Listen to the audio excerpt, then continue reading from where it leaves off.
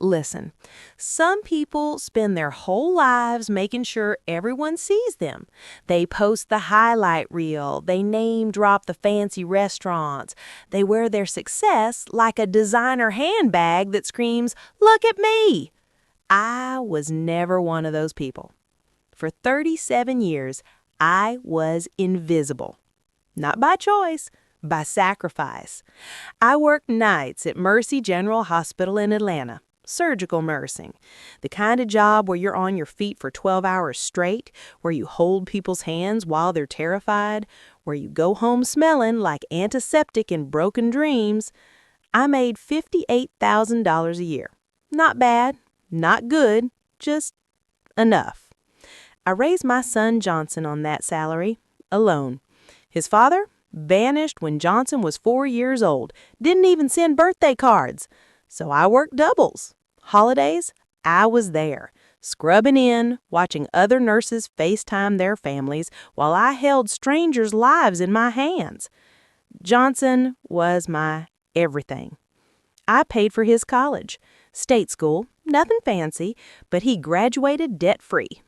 I bought him his first car, a used Honda, nothing glamorous, but reliable. I showed up every single time. School plays, college graduation, when he got his first job in marketing, I cried. Real tears, the kind that come from your soul because you know you did something right. Then he met Sienna. Then he married her. Sienna was everything I wasn't. Young, polished, ambitious. She had that look, the one that says, "I've never had to struggle a day in my life." Thin, blonde, always wearing something from somewhere you couldn't afford. She worked in digital marketing and talked about brand building and influencer partnerships like these were revolutionary concepts she'd invented. But I was happy for Johnson.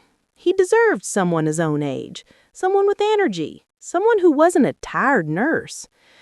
What I didn't know was that Sienna had already decided exactly who I was. And it was someone beneath her. In 2003, my mother passed away. She was old. She was tired. She'd lived a good life. And she left me something that seemed useless at the time, 15 acres in South Carolina. Rural land, beautiful land, but in the middle of nowhere. I inherited it quietly. I didn't tell anyone. Why would I? What was I going to do with 15 acres of farmland when I was working doubles? I held on to it anyway, for no particular reason, just held on. Then, in 2021, a developer named David Hill approached me. He'd been researching land in the area for a luxury boutique hotel project. He had investors, he had vision, he had money. He made me an offer that made my hands shake. $2.1 million. $2.1 million! I sat in his office and didn't say a word for what felt like forever. I just stared at the numbers on the contract. My hands were shaking so badly I could barely hold the pen. I signed quietly. Told no one. Not my son, not my sister, not a soul. I moved the money into a separate account. I kept living in my little bungalow in Georgia. I kept driving my old Lexus. I kept wearing my outlet mall clothes because what else would I do? This wasn't real money. This was fantasy money. This was the kind of money that disappears when you wake up. But here's what David Hill offered me next. He was building a luxury boutique hotel in Midtown Manhattan. 5-star property, high-end clientele. And he wanted my $2.1 million as seed equity. With his investors backing the rest of the capital, I'd become the majority partner, the owner, the vision keeper. I would own a Manhattan hotel. I started consulting on the hotel design. Just calls at night, just emails. Nobody in my real life knew. Johnson would call during dinner. "Mom, what are you doing?" And I'd say, "Oh, just watching TV, honey." Even though I was literally on a call designing custom millwork for a hotel lobby that overlooked Central Park. The hotel was going to open in June 2024, and nobody knew I owned it. Nobody except the people building it. Before I tell you what happened at that dinner table, drop a comment right now. Tell me, have you ever been completely underestimated by someone who thought they had you figured out? Because I'm about to teach you a masterclass in underestimation. And if you want to see how I turned the tables on everyone who doubted me, hit that subscribe button right now. You do not want to miss what happens next. The dinner invitation came in May. Sienna was celebrating her promotion. VP of Digital Strategy at some marketing firm. She'd gotten the job exactly 3 weeks ago and had already posted about it 17 times across various platforms. Gratitude, hard work, blessed, the usual performance. "Mom, we're taking you to dinner," Johnson had said. "My wife wants to celebrate with family." I already knew this was a lie. Sienna had never wanted me at anything, but I said yes anyway. I always said yes. I wore my outlet mall clothes, old Lexus, the same woman I'd always been. The restaurant was Le Bernardin in Manhattan. If you know anything about fine dining, you know Le Bernardin is expensive. Like, why would you spend this much on fish expensive? Like, I hope this meal is literally life-changing expensive. The table was white. The silverware was actually silver. The wine list had numbers that didn't make sense. Sienna wore cream-colored Chanel. And that's when the performance started. 23 minutes into dinner, I remember the exact time because I looked at my watch. Sienna started talking. It wasn't mean at first. It was worse than mean. It was dismissive, which is what happens when someone has already decided they know exactly who you are, and they've decided you're less. "You know, Patricia," she said, cutting into her sea bass with theatrical precision, "it must be hard watching us thrive." Us, like it was a team, like I was on the sidelines. "We've worked so hard for everything we have," Sienna continued. Her wine glass was poised like she was in a commercial. "Not everyone can build real wealth like Johnson and I have. It's a special kind of drive, you know." Johnson was looking at his plate. "I mean, I literally came from nothing," Sienna said. This was technically true. Her father was a doctor. Her mother was a therapist. They'd paid for her Yale education, but sure, nothing. And I built myself up. I didn't wait around for a comfortable life. I created one. The implication hung there like a bad smell. I took a sip of water. "Mom's worked her whole life," Johnson said quietly. A small defense. A weak one. Sienna laughed, that sharp, practiced laugh she used on Instagram when she was being relatable. "Of course she has, honey. That's what I mean. Not everyone has the same trajectory, you know? Some people work their whole lives and end up with a modest little bungalow in Georgia." She turned to me directly now. Her eyes were bright with something that looked like pity, but felt like cruelty. "No offense, Patricia, but you're what, 63? 62. "Right, 62. And you're still shopping at..." Sienna's eyes did a slow scan of my outfit. A blue blouse from Target, pants from Macy's clearance, shoes that were comfortable and sensible. "Where do you usually shop, Patricia?" "TJ Maxx mostly," I said. I wasn't want to lie. Sienna's smile got bigger. "Right. TJ Maxx, which is totally fine, obviously. I'm just saying, Johnson and I, we built something real. We just closed on a condo in the Upper West Side, 3 bedrooms, $2 million. We have investment properties in 3 states. We're talking about buying a second home in the Hamptons. She reached over and squeezed Johnson's hand. Some people just have the drive for it and some people don't. It's not a judgment, it's just different life choices. The waiter came by and refilled wine glasses. I noticed Johnson was drinking more than usual. The thing is, Sienna kept going, and I would remember this exact moment later when everything changed. You could never afford to be part of our world, Patricia. I don't mean that mean. I just mean financially speaking, you're just not there. We go to places you couldn't even get reservations at. We vacation where people like you work as housekeeping staff.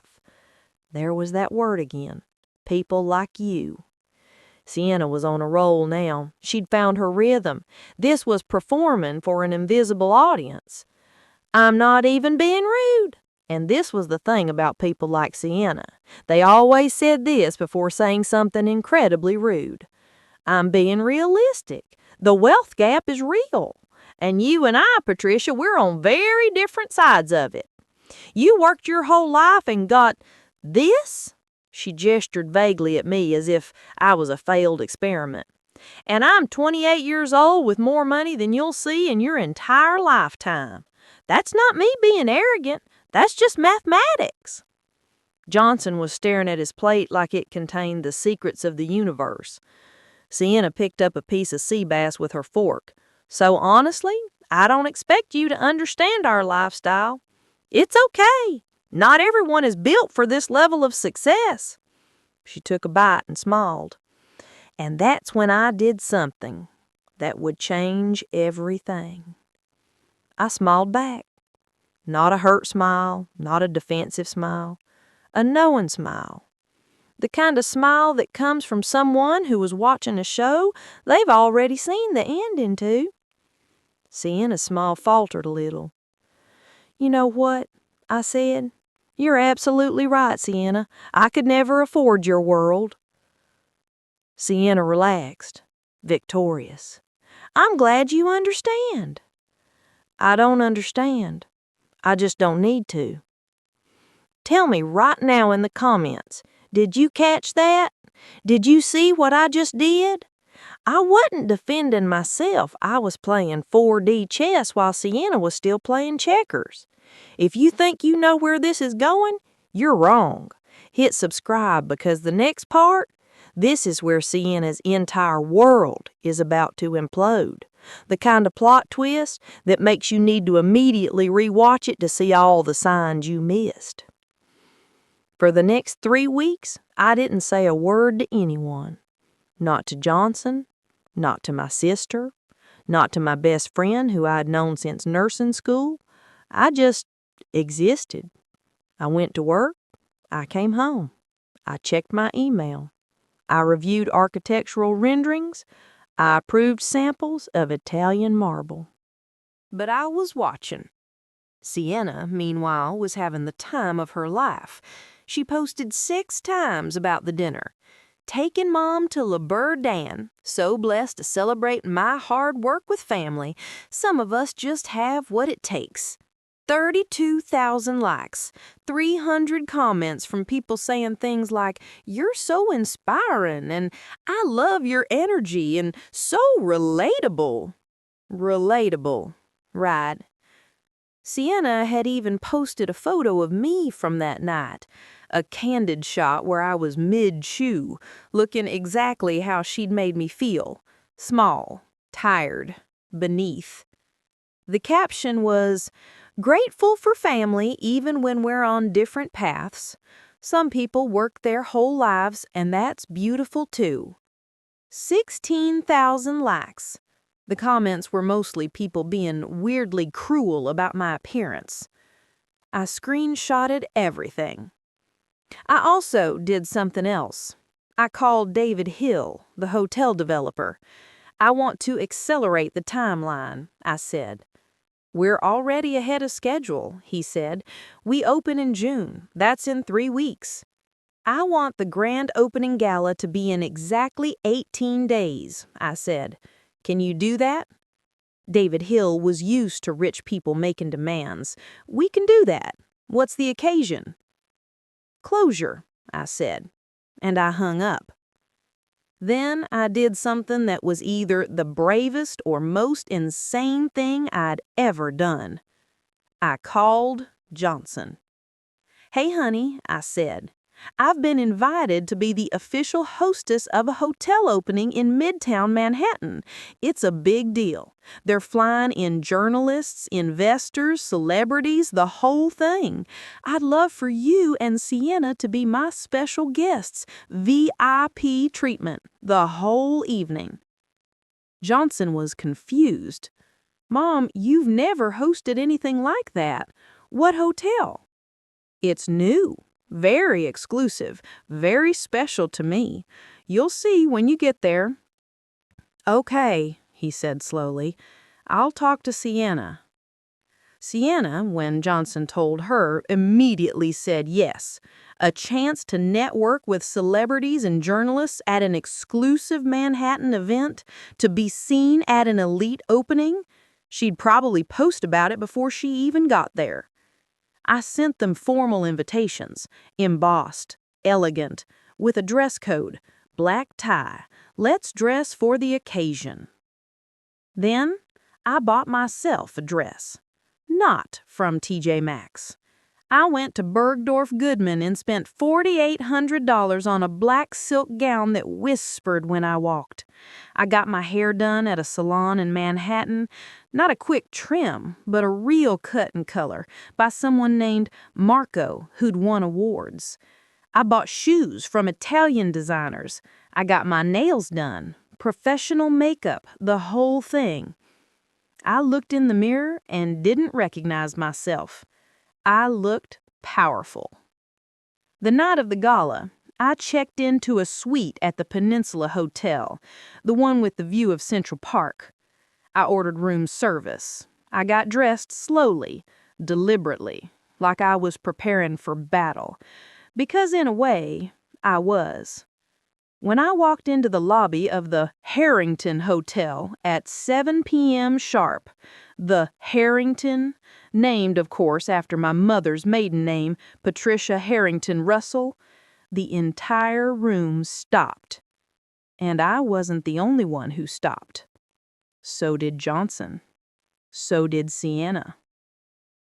Because standing at the entrance in a $4,800 gown, with my silver hair perfectly styled and diamonds at my throat, was the woman in the Target blouse. Except I wasn't that woman anymore. I was whoever I actually was underneath all those years of invisibility. Sienna's face went pale. Not surprised pale, terrified pale, like she'd just seen a ghost that had come to collect a debt. "Good evening," I said, and my voice sounded different. It sounded like a woman who had nothing left to prove. "Welcome to the Harrington. I'm so glad you could make it to my hotel opening." The "my" hung in the air like a gunshot. Johnson's mouth actually fell open.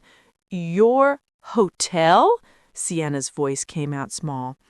"My hotel," I confirmed. "Majority owner and vision keeper. Seed equity from South Carolina land I inherited. Now the flagship property of what will become a portfolio of 5-star boutique hotels across the country." The "my" had become "we're building an empire." I didn't wait for them to respond. I turned and walked deeper into the ballroom, and every single person in that room watched me go, including the woman in cream-colored Chanel, whose face was now the color of spoiled milk. The reckoning was about to begin. The ballroom was everything David Hill had promised. Crystal chandeliers that cost more than most people's cars, fresh orchids from Thailand, a jazz quartet playing in the corner, champagne that cost $300 a bottle, waiters in white gloves carrying canapés, journalists with cameras, celebrities who actually made headlines, investors from 4 different countries. And standing in the middle of it all was me, greeting everyone like I owned the place, because I did. "Patricia, the owner," people kept saying, shaking my hand, wanting to know my story. And I told it, the short version. Night shift surgical nurse, land inheritance, long game, vision, development partnership. Now here we are. Every single time I told it, I could feel Sienna watching from across the room. She and Johnson had been separated, somehow, not on purpose, just through the natural flow of a crowd. Johnson was standing near the bar, looking like he might need a drink stronger than champagne. By 8 p.m., Sienna found her way to my side. She was smiling, but it was a different smile now. A desperate smile, the smile of someone who just realized they'd made a catastrophic mistake. "Patricia," she said, touching my arm, "can we talk privately?" I turned to look at her, really look at her. For the first time, Sienna looked small. We stepped into a private lounge off the main ballroom, just us. Just me and the woman who decided I wasn't worth knowing. "I didn't know," Sienna said. "You never told us. You never asked. You decided who I was. You looked at my Target blouse and my TJ Maxx pants and my reliable Lexus, and you decided the story. You decided you knew the ending before the story even started." "Patricia, I'm sorry. I didn't mean—" "Didn't mean what?" My voice was calm. That was the scariest part. I wasn't angry. I was just done. "Didn't mean to mock me? Didn't mean to belittle me? Didn't mean to tell me I would never be part of your world? Because you meant all of it, Sienna. You absolutely meant all of it. You just didn't think there would be consequences." Sienna's eyes were wet. "What are you going to do?" "Do?" I smiled. "I've already done it. You're at my hotel opening. Everyone in this room knows you're associated with me, the woman you decided was beneath you.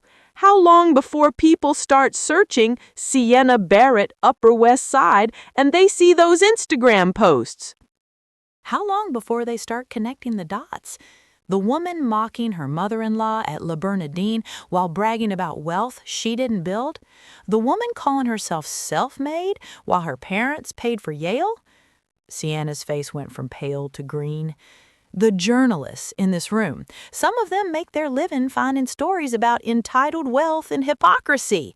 And honey, you just handed them one wrapped in a bow. "Please don't. I'm not doing anything," I said. "You are. You posted your own story publicly. You made your own bed. I just opened the hotel."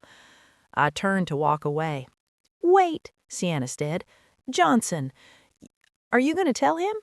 "He already knows," I said, and I pointed across the ballroom to where Johnson was standing with David Hill, the developer, and they were both looking directly at us. Johnson had that look on his face, the look of someone who just realized his mother had been playing chess while he was asleep. "Johnson knows everything," I said. "I called him this morning, told him the whole story, the land, the money, the hotel, the dinner at La Bernardine, what you said, what you posted, all of it." Sienna looked at Johnson. He didn't wave. He just stared. "I didn't come here for revenge," I said. "I came here because I wanted to stop being invisible. And the beautiful thing about success, you don't have to prove it. You just have to be it." I walked back into the ballroom, and Sienna stayed in that private lounge for another 10 minutes, trying to compose herself before she had to face the people who'd seen her true colors. That is how you reset the entire narrative. Comment below and tell me, did you see that coming? Did you catch the moment when the tables turned so completely that Sienna realized she'd been outplayed the entire time? This is the kind of story that gets shared because it's real. It's not about revenge. It's about a woman who stopped accepting the role everyone had written for her and rewrote her own story. If you love this kind of justice, if you love seeing people get their comeuppance through pure strategic brilliance, you need to subscribe right now. The next story, it's even wilder. The hotel opening was covered by 3 major news outlets. Luxury boutique hotel opens with surgical nurse's vision at the helm, one headline read. From night shift surgical nurse to Manhattan hotel owner, Patricia Russell's 37-year transformation, said another. Within 2 weeks, Sienna's Instagram posts had been screenshotted and shared across Reddit, Twitter, and TikTok. Not in a good way. The narrative was already written. Influencer mocks working mother gets exposed at a high-profile event. People did the math. They found LaBernadine. They found the date. They found the photos Sienna had posted bragging about her hard work while she was literally mocking someone who had outworked her by 30 decades. Sienna's followers dropped from 247,000 to 89,000 in 2 weeks. Her marketing firm gently suggested she take a sabbatical. She was on sabbatical for about 6 months. But that's not really the ending of this story. The ending of this story is about me. I moved into the presidential suite at the Harrington for the first 3 months, while the other staff figured out management logistics. I'd wake up and look out at the Manhattan skyline. All those buildings that represented years and years of other people's ambitions.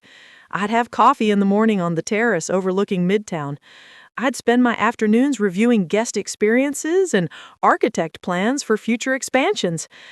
I'd stopped wearing TJ Maxx clothes. Not because I was trying to prove something, but because I didn't have to anymore.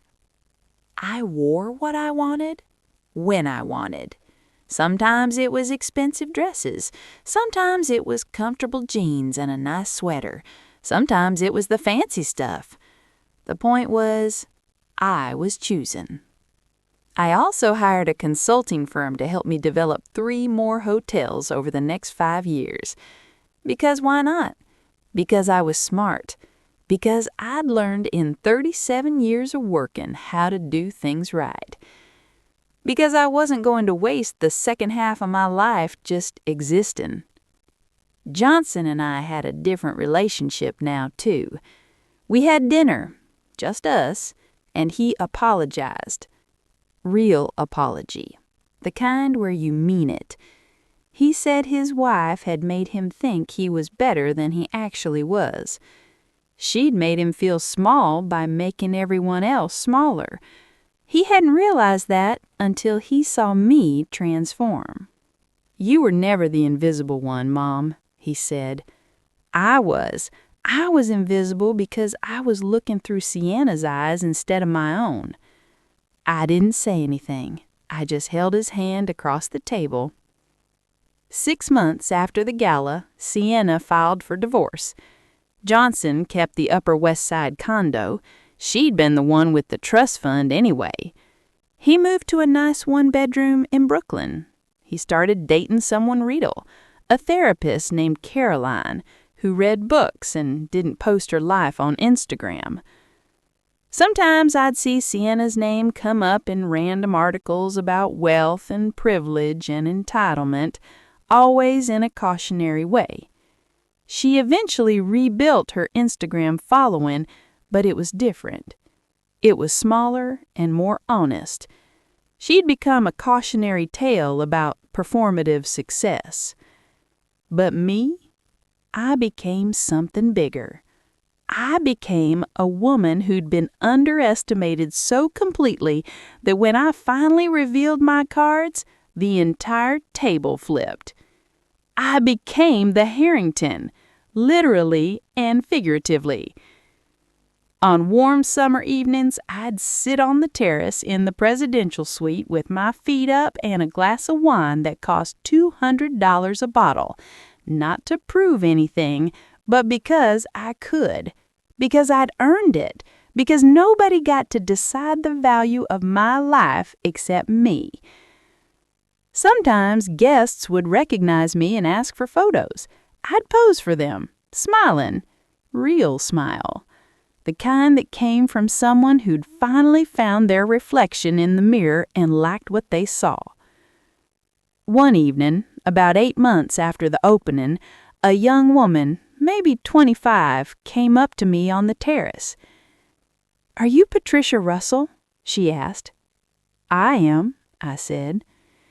"I just wanted to say, that story about your daughter-in-law, about the dinner, I saw it on Reddit, and I'm currently dating someone whose mom treats me the way Sienna treated you, and your story made me realize I don't have to accept that. I don't have to be small for someone else's comfort. Thank you." I smiled, a real one. You don't. You absolutely don't have to be small, ever, for anyone. She left, and I sat there watching the Manhattan skyline light up in the darkness, and I realized something. The revenge wasn't about Sienna anymore. The revenge was about every woman who'd been underestimated. Every woman who'd worked double shifts and wore outlet mall clothes and drove reliable cars and been treated like they were somehow less because of it. The revenge was about showing them that invisibility isn't a life sentence. It's just a waiting period. It's the moment before you rise. And when you do rise, when you finally rise, you don't just rise above them, you become the thing they always wanted to be. You become the thing they can never touch. You become exactly what you were always supposed to be. You become me. You become the woman who owned the room. You become the legend.